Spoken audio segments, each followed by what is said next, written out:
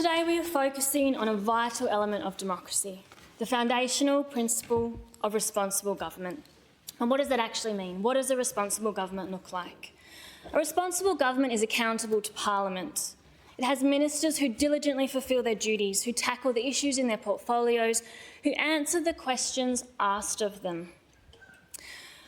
So let's talk about Rita's racetrack. Let's talk about what's happening in Burswood through the lens of responsible government. Burswood Park, as many of you would know, is a beautiful 53-hectare sprawling parklands on the banks of the Swan River on the popular Burswood Peninsula. It's home to at least 71 species of fauna, of bird life, turtles, living in wetlands in beautiful area there.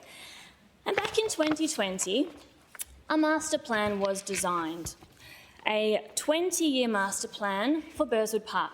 Now, this is an example of good planning, of good community consultation, when it's done the right way. This is a plan that was done with consultation from the community, looking at what is in the best interests of all the different people in the local area. This 20-year vision plan has no mention of a racetrack. The focus is on looking at the beautiful amenities of parklands and making sure that everything in the area is working well together. In contempt of this detailed plan, the government came out on early in January with an announcement of a $217.5 million racetrack planned for the Burswood Park area. No consultation, no planning, no evidence that this was anything more than a thought bubble. And this is to the shame of the government when there are local people up in arms because some of them are living mere 100 metres away from the proposed racetrack. And they were not consulted on this. When people make a decision about where they want to live, where they want to buy a home, rent, they make that decision based on the information available to them. And the people in that area made those decisions based on a 20-year master plan for the area. They trusted that the government would follow through and keep in line with this master plan. Now, there are stark differences between the processes for development for this master plan compared to how things have been done in terms of what's been called community consultation with people. The reason that we have had petitions with thousands of signatures tabled in this place, a petition with over 9,000 signatures going up online, is because the local people have not been consulted. Locals like Lisa, and Lisa's been telling me that this is considered by people in the local area as a sham of a consultation, a fait accompli. People are not actually being asked their opinions on whether a racetrack is the right fit for this area. They're just literally being given some questions around the window dressing. The consultations, the drop-ins that have happened, completely downplayed the fact that a racetrack is planned for this area. We are here because we are listening to locals and we're trying to voice their concerns because they are falling on deaf ears.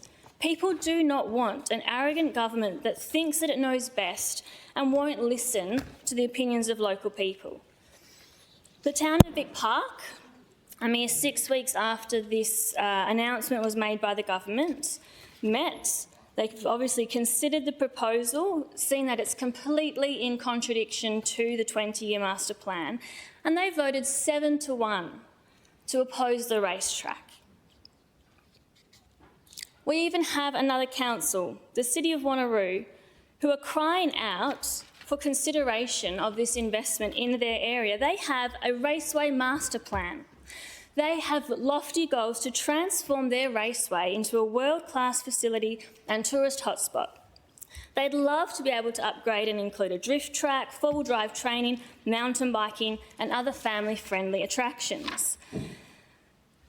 Why is this racetrack being planned for an area where the local people do not want it? It does not fit with the amenity. It damages the environment when there are perfectly good alternatives available. And not only has this community consultation been a sham, in addition to that, the Deputy Premier continues to obfuscate and avoid any questions on this issue. I'll give you a couple of examples. On the 28th of May, I asked some pretty simple questions. 1, how many feasibility studies were conducted to compare Burswood Park with other potential sites? And 2, what percentage of the total project budget will be allocated to environmental management, noise mitigation and community impact studies? What was the answer? Well, it's better described as a non-answer. Simply a paragraph of political rhetoric. This is disgraceful. It is an example where there is no responsibility for government, ministers not taking responsibility. So I asked the question a different way and simplified it. Yesterday I asked, have any feasibility studies been conducted? And if yes, will those be tabled? The answer to my question. Please refer to question on notice C305. Consultation is still ongoing. The Cook Labor government was re-elected to deliver a transformative project for the Burswood Peninsula. The Cook Labor government was re-elected to be a responsible government. And just a quick side note for anyone who's following along at home. If I was back in high school debating, we'd call this a point of information.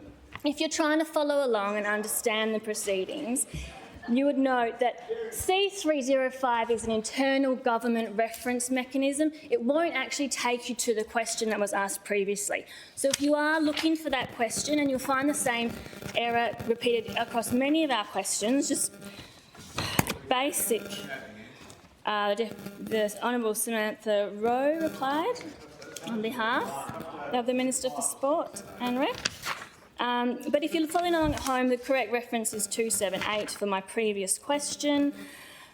But as has been highlighted by my colleague, no answer to a question, particularly to a yes or no question, leads to some assumptions that the answer must be no, that no feasibility study has been done, and potentially that no feasibility study is even on the cards to be undertaken. Now, I wish this was an isolated case. I wish that I was alone in not getting answers to questions asked. But I'm in very good company with many of my colleagues across the crossbench. There have been environmental concerns raised by the Honourable Amanda Dawn. There have been questions and concerns raised about the information provided by the Anthony Spagnolo. There's been questions asked by the Honourable Neil Thompson around the heritage aspects and a whole range of issues. That's at least 4 other questions on this project alone that have not been given the dignity of a proper answer. Now, in the brief time I have left, I will say I will give credit where credit is due. And I respect that from what I've seen in our first month and a bit in Parliament, the ministers in this House have given some great examples where they have seriously, genuinely tried to answer the questions asked of us, and where they have taken questions back to the ministers when they're not happy that the ministers has actually not answered a question. And for that, hats off. I would just wish that all ministers answered questions as diligently.